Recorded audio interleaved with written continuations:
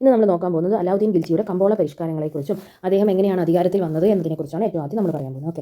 അലാവുദ്ദീൻ ഖിൽജി അദ്ദേഹത്തിൻ്റെ കാലയളവ് എന്ന് പറയുന്നത് 1296 മുതൽ 1316 വരെയാണ്. അദ്ദേഹം ജലാലുദ്ദീൻ്റെ അനന്തരവനും മരുമകനുമായിരുന്നു. ജലാലുദ്ദീനെ ചതിച്ചു കൊന്നതിനു ശേഷം അലാവുദ്ദീൻ അധികാരത്തിൽ വന്നു.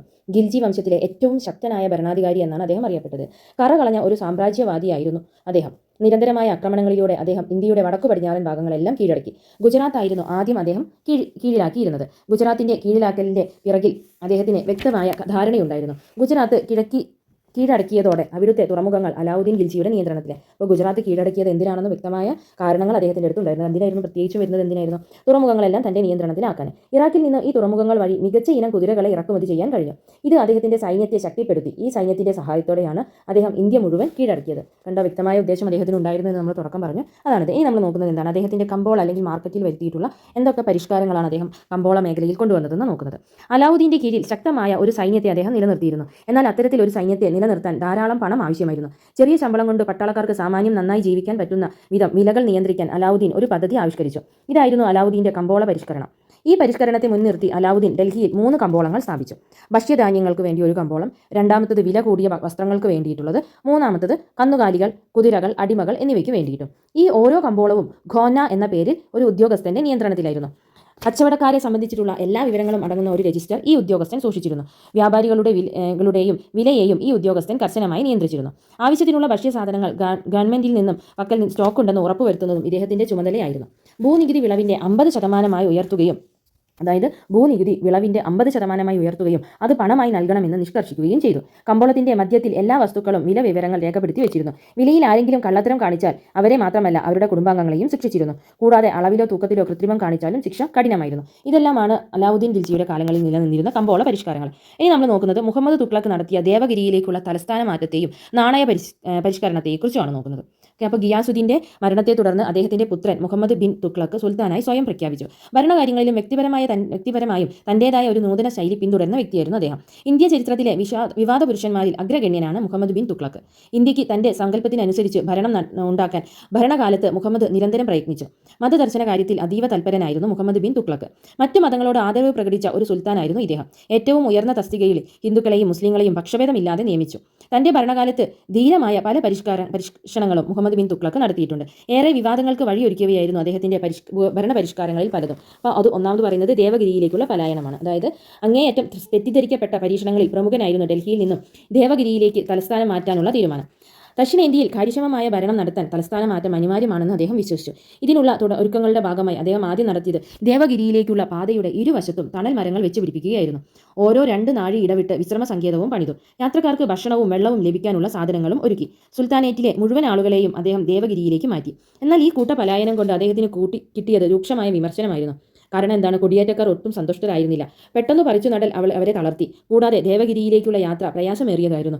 വേനൽക്കാലമായതിനാൽ കഠിനമായ ചൂടിൽ 1500ഓളം കിലോമീറ്റർ യാത്ര ചെയ്യുന്നത് ദുഷ്കരമായിരുന്നു.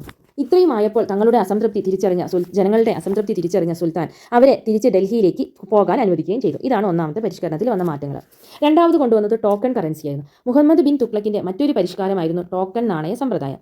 അന്ന് നിലവിലുണ്ടായിരുന്ന 2 നാണയങ്ങൾ തങ്ക എന്ന വെള്ളി നാണയവും ജിദാൽ എന്ന ചെമ്പ് നാണയവുമായിരുന്നു. തങ്കയും ജിദാലുമാണ് 2 നാണയങ്ങൾ അന്ന് നിലവിലുണ്ടായിരുന്നത്. വെള്ളി കൊണ്ടുള്ള തങ്കയ്ക്ക് പകരം സുൽത്താൻ ഓട്ടു നാണയം അച്ചടിച്ചിറക്കി. ഈ ഓട്ടു നാണയം ടോക്കൺ നാണയമായി സ്വീകരിക്കണമെന്ന് സുൽത്താൻ ആവശ്യപ്പെട്ടു. ഇതിന് അദ്ദേഹത്തെ പ്രേരിപ്പിച്ച ഘടകം ഇക്കാലത്ത് വെള്ളിക്ക് വലിയ ദൗർലഭ്യം നേരിട്ടു എന്നതാണ്. നാണയം കൈമാറ്റത്തിനുള്ള ഒരു മാധ്യമം മാത്രമാകിയാൽ ലോകത്തെ എല്ലാ രാജ്യത്തും ടോക്കൺ നാണയങ്ങളാണ് പ്രചാരത്തിലിരുന്നത്. ടോക്കൺ കറൻസി ഇന്ത്യയെ സംബന്ധിച്ചിടത്തോളം പുതിയ അനുഭവമായിരുന്നു. അതിനാൽ വ്യാപാരികളും സാധാരണക്കാരും ഇത് സ്വീകരിക്കാൻ വിസമ്മതം പ്രകടിപ്പിച്ചു.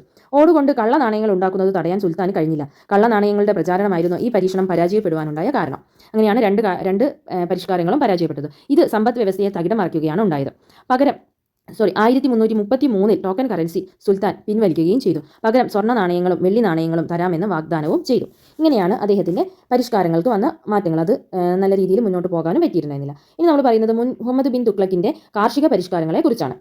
നമ്മൾ ഈ പറയുന്നതെല്ലാം ഓരോ പോയിന്റ് വൈസാണ്. അതായത് ഓരോരോ രാജാക്കന്മാരുടെ ഓരോരോ വംശങ്ങളെക്കുറിച്ച് നമ്മൾ പറഞ്ഞു. ഖിൽജി വംശം, അടിമ വംശം ഒക്കെ പറഞ്ഞു. അപ്പോൾ ഈ ഓരോ വംശത്തിൻ്റെയും അവർ കൊണ്ടുവന്നിരിക്കുന്ന പരിഷ്കാരങ്ങളെക്കുറിച്ചും അല്ലെങ്കിൽ അവരുടെ വംശങ്ങൾ എങ്ങനെയായിരുന്നു മുന്നോട്ട് പോയത് എന്നതിനെക്കുറിച്ചാണ്. അപ്പോൾ അതൊരു ക്വസ്റ്റ്യൻസ് പാറ്റേൺ മോഡലാണ് നമ്മുടെ ടെക്സ്റ്റിൽ തന്നിരിക്കുന്നത്. ഏകദേശം അതേപോലെ തന്നെയായിട്ട് നമ്മൾ പറഞ്ഞു പോകുന്നത്. ഓക്കെ, അപ്പോൾ മുഹമ്മദ് ബിൻ തുഗ്ലക്കിൻ്റെ കാർഷിക പരിഷ്കാരങ്ങളെക്കുറിച്ച് നോക്കാം. അപ്പോൾ അത് പോയിൻ്റായിട്ട് നിങ്ങളത് നോട്ട് ചെയ്ത് വെച്ചാൽ മതി. മുഹമ്മദ് ബിൻ തുഗ്ലക്ക് കാർഷിക മേഖലയിൽ പല പരിഷ്കാരങ്ങളും നടപ്പിലാക്കി. എന്നാൽ ഇവ ജനങ്ങളിൽ ഒട്ടും തൃപ്തി ഉണ്ടായിരുന്നില്ല. കാരണം സമതല പ്രദേശത്തും മാൾവയിലും ക്ഷാമം പൊട്ടിപ്പുറപ്പെട്ടപ്പോൾ കാര്യമായ കരുതൽ നടപടികളൊന്നും അദ്ദേഹം കൈക്കൊണ്ടിരുന്നില്ല എന്നതാണ്. ഇത് ജനങ്ങളെ വളരെയധികം ദുരിതത്തിലാഴ്ത്തി. കൂടാതെ കൃഷിക്കാരിൽ നിന്നും പിരിച്ചെടുക്കുന്ന നികുതി സുൽത്താൻ ഗണ്യമായി വർദ്ധിക്കുകയും ചെയ്തു. അസംതൃപ്തരായ കൃഷിക്കാർ കലാപം ആരംഭിച്ചു. സുൽത്താൻ കലാപം അടിച്ചമർത്താൻ ശ്രമിച്ചു. പക്ഷേ സമതല പ്രദേശങ്ങളിൽ കൃഷികൾ കുറഞ്ഞു തുടങ്ങി. ആവശ്യത്തിനുള്ള ധാന്യം ഡൽഹിയിൽ എത്താതായി. ഇതെല്ലാം കടുത്ത ക്ഷാമത്തിലേക്ക് നയിക്കുകയും ക്ഷാമം ഏതാണ്ട് 7 വർഷത്തോളം നീണ്ടു നിൽക്കുകയും ചെയ്തു. തരിശുഭൂമി വിളഭൂമിയാക്കി മാറ്റാനുള്ള പരിശ്രമവും കന്നുകാലികളെ വാങ്ങുന്നതിനും വിത്തും കാർഷിക ഉപകരണങ്ങൾ വാങ്ങുന്നതിനും നടത്തിയ ശ്രമങ്ങൾ പല കാരണങ്ങളാൽ പരാജയപ്പെട്ടു തുടങ്ങി. അങ്ങനെ പദ്ധതി നടപ്പാക്കാൻ ചുമതലപ്പെടുത്തിയവർ തന്നെ തികച്ചും കഴിവുകെട്ടവരായിരുന്നു എന്ന് കാണിക്കുന്ന ഒരു കാർഷിക പരിഷ്കാരങ്ങളായിരുന്നു മുഹമ്മദ് ബിൻ തുഗ്ലക്കിൻ്റെ കാലത്ത് ഉണ്ടായിരുന്നത്. അപ്പോൾ അത് നല്ലൊരു രീതിയിൽ മുന്നോട്ട് കൊണ്ടുപോകാൻ അവർക്ക് കഴിഞ്ഞില്ല എന്നാണ് പറയുന്നത്. ഇനി നമ്മൾ നോക്കുന്നത് ചെറിയൊരു എന്താണ് സയ്യിദ് അല്ലെങ്കിൽ ലോധി വംശങ്ങൾ എന്നാണ് നോക്കുന്നത്. ഡൽഹി സുൽത്താനേറ്റിൻ്റെ സമ്പൂർണ്ണ പതനത്തിന് മുമ്പ് 2 വംശങ്ങൾ കൂടി ഡൽഹിയിൽ ഭരിച്ചിരുന്നു. അവയാണ് സയ്യിദും ലോധികളും. ഇവയ്ക്ക് കാര്യമായ സംഭാവനകളൊന്നും ഡൽഹി സുൽത്താനേറ്റിന് നൽകാൻ കഴിഞ്ഞിട്ടുണ്ടായിരുന്നില്ല. മുൾട്ടാനിലെ ഗവർണറായിരുന്ന കിസർ ഖാൻ ആയിരുന്നു സയ്യിദ് വംശത്തിന്റെ സ്ഥാപകൻ. ലാഹോറിലെ ഇക്താദാർ ആയിരുന്ന ബഹ്ലോൾ ലോധി സയ്യിദുകളെ സ്ഥാനഭ്രഷ്ടരാക്കി അധികാരത്തിലേറി. ഇദ്ദേഹമാണ് ലോധി വംശത്തിന്റെ സ്ഥാപകൻ. ലോധി വംശത്തിലെ അവസാന രാജാവായ ഇബ്രാഹിം ലോധിയെ 1526 ഒന്നാം പാനിപ്പത്ത് യുദ്ധത്തിൽ ബാബർ പരാജയപ്പെടുത്തുകയും മുഗൾ രാജവംശം സ്ഥാപിക്കുകയും ചെയ്തു. ഇതോടെ ലോധികളുടെയും ഡൽഹി സുൽത്താനേറ്റിന്റെയും ചരിത്രം അവസാനിക്കുകയും ചെയ്തു. അപ്പോൾ ഡൽഹി സുൽത്താനേറ്റിൽ തീരെ ഇമ്പോർട്ടൻസ് അല്ലാത്ത രണ്ട് വംശങ്ങളാണ് സയ്യിദും ലോധി വംശങ്ങളും. പക്ഷേ ചിലപ്പോൾ അത് രണ്ടും കൂടി ഒന്നിച്ച് എന്താണ് അതിനെക്കുറിച്ച് ഒരു ചെറിയൊരു വിവരണം തരാൻ പറഞ്ഞിട്ട്, ഒരു ഷോർട്ട് നോട്ട് തരാൻ പറഞ്ഞിട്ട് ചിലപ്പം ക്വസ്റ്റ്യൻ വന്നാലായിട്ടോ. ഇനി നമ്മൾ നോക്കാൻ പോകുന്നത് ഡൽഹി സുൽത്താനേറ്റിനെ കുറിച്ചിട്ട് നമ്മൾ ഇത്ര നേരം പറഞ്ഞത് അല്ലേ. അപ്പോൾ അവരുടെ കീഴിലുണ്ടായിരുന്ന ചിട്ടയായ ഒരു ഭരണ സംവിധാനം അവർ നടപ്പാക്കിയിട്ടുണ്ടായിരുന്നു. അതെങ്ങനെയായിരുന്നു നോക്കാം നമുക്ക്. എങ്ങനെയാണ് അവരുടെ ഡൽഹി സുൽത്താനേറ്റിൻ്റെ അഡ്മിനിസ്ട്രേറ്റീവ് സിസ്റ്റത്തെ കുറിച്ചിട്ട് നമുക്കൊന്ന് ഡീറ്റെയിൽ ആയിട്ട് നോക്കാം. ഓക്കെ, അപ്പോൾ അവരുടെ ഓരോ പോയിന്റ് ആയിട്ട് പറയാം. അവരുടെ ഭരണ സംവിധാനം എന്ന് പറഞ്ഞിട്ടുണ്ടെങ്കിൽ എങ്ങനെയാണ് ഡൽഹി സുൽത്താനേറ്റിൻ്റെ കീഴിൽ അവർ ചിട്ടയായ ഒരു ഭരണ സംവിധാനം നടപ്പാക്കിയിട്ടുണ്ടായിരുന്നു. ഡൽഹി സുൽത്താനേറ്റ് എങ്ങനെയായിരുന്നു? വളരെ ചിട്ടയായിട്ടുള്ള ഒരു ഭരണ സംവിധാനമാണ് നടപ്പിലാക്കിയത്. കേന്ദ്രഭരണം എങ്ങനെയായിരുന്നു അവരുടെ? സുൽത്താനേറ്റ് ഭരണത്തിന്റെ കേന്ദ്രബിന്ദു സുൽത്താനായിരുന്നു. സുൽത്താനും പ്രഭുക്കന്മാരും അടങ്ങുന്നതാണ് കേന്ദ്രഭരണം. ഭരണകാര്യങ്ങളിൽ സുൽത്താനെ സഹായിക്കാൻ മന്ത്രിമാരും ഉണ്ടായിരുന്നു. മന്ത്രിമാരെ നിയമിക്കുന്നത് സുൽത്താനായിരുന്നു. അപ്പോൾ അവിടുത്തെ ഏറ്റവും ഇമ്പോർട്ടൻ്റ് ആയിട്ടുള്ള വ്യക്തി ആരായിരുന്നു? സുൽത്താനായിരുന്നു. അദ്ദേഹത്തിനാണ് പ്രഭുക്കന്മാരും അടങ്ങുന്നതായിരുന്നു കേന്ദ്രഭരണം എന്ന് പറയുന്നത്. ഭരണകാര്യങ്ങൾ സുൽത്താനായിരുന്നു. സഹായിക്കാൻ മന്ത്രിമാരും ഉണ്ടായിരുന്നു. പക്ഷേ എല്ലാത്തിൻ്റെയും അന്തിമ തീരുമാനം എടുക്കുന്നത് ആരാണ്? സുൽത്താനായിരുന്നു. സുൽത്താനാണ് മന്ത്രിമാരെയെല്ലാം നിയമിക്കുന്നത്. പിന്നെയോ ധനകാര്യങ്ങൾ എന്ന് പറഞ്ഞാൽ സുൽത്താൻ കഴിഞ്ഞാൽ അടുത്ത പ്രധാനപ്പെട്ട ഉദ്യോഗസ്ഥനാണ് വാസീർ അല്ലെങ്കിൽ ധനകാര്യത്തിൻ്റെ ഉദ്യോഗസ്ഥൻ.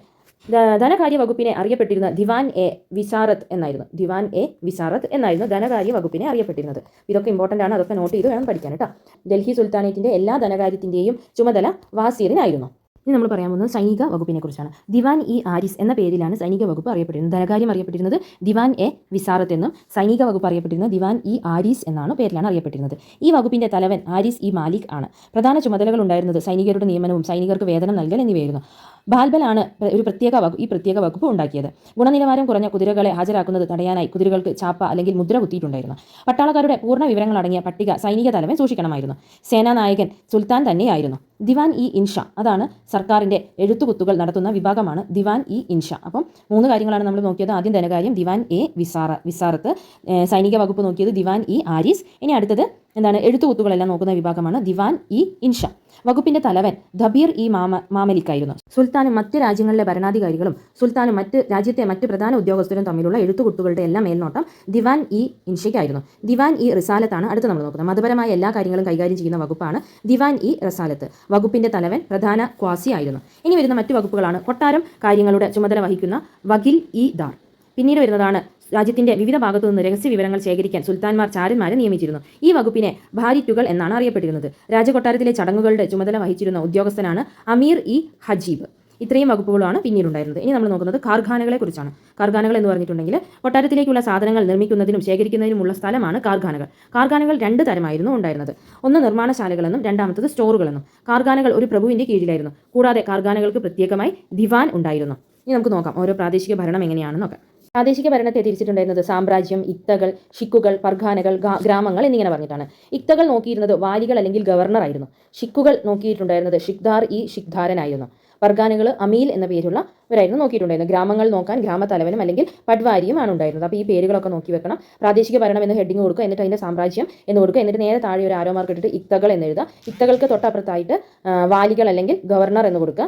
അതിന് തൊട്ട് താഴെ ഇക്തകളുടെ തൊട്ട് താഴെ ഒരു ആരോ മാർക്ക് ഇട്ടിട്ട് ഷിക്കുകൾ എന്ന് കൊടുക്കുക. കാരണം ഇത് ഓരോരോ പ്രദേശങ്ങളായിട്ട് തിരിച്ചിരിക്കുന്നതാണ് പറയുന്നത്. ഷിക്കുകൾ എന്ന് കൊടുത്തിട്ട് അതിന് തൊട്ട് നേരെ ഒരു ഹൈഫൺ ഇട്ടിട്ട് ഷിഖ്ദാർ ഇ ഷിഖ്ദാരൻ എന്ന് കൊടുക്കുക. കാരണം അത് ഭരിച്ചിരുന്ന ആൾക്കാരെ വിളിക്കുന്ന പേരാണ്. പിന്നീട് വരുന്നതാണ് ഷിക്കുകൾക്ക് നേരെ താഴെ ഒരു ഹൈഫൺ ഇട്ടിട്ട് കൊടുക്കുക പർഗാനകൾ എന്ന്. പർഗാനകൾ നോക്കി നോക്കിയിരുന്നത് നേരെ ഹൈഫൻ ഇട്ടിട്ട് എഴുതുക, ഫർഗാനകൾക്ക് നേരെ ഹൈഫൻ ഇട്ടിട്ട് എഴുതുക അമീൽ എന്ന്. പിന്നെ ഫർഗാനകളുടെ തൊട്ട് താഴെ ആരോ മാർക്ക് ഇട്ടിട്ട് കൊടുക്കേണ്ടതാണ് ഗ്രാമങ്ങൾ നോക്കിയിരുന്നത് ഗ്രാമത്തലവനും അതേപോലെ തന്നെ പട്വാരിയുമാണ്. ഇനി അടുത്തത് സ്വയം ഭരണം അല്ലെങ്കിൽ തദ്ദേശീയ ഭരണത്തെക്കുറിച്ചാണ്. ഭരണ സംവിധാനത്തിലെ ഏറ്റവും ചെറിയ ഘടകമാണ് ഗ്രാമങ്ങൾ. മുക്കാഡംസ് ആണ് ഗ്രാമത്തലവന്മാർ അറിയപ്പെട്ടിരുന്നത്. ഗ്രാമത്തിലെ കണക്കെഴുത്തുകാർ അറിയപ്പെട്ടിരുന്നത് പട്വാരി ആയിരുന്നു.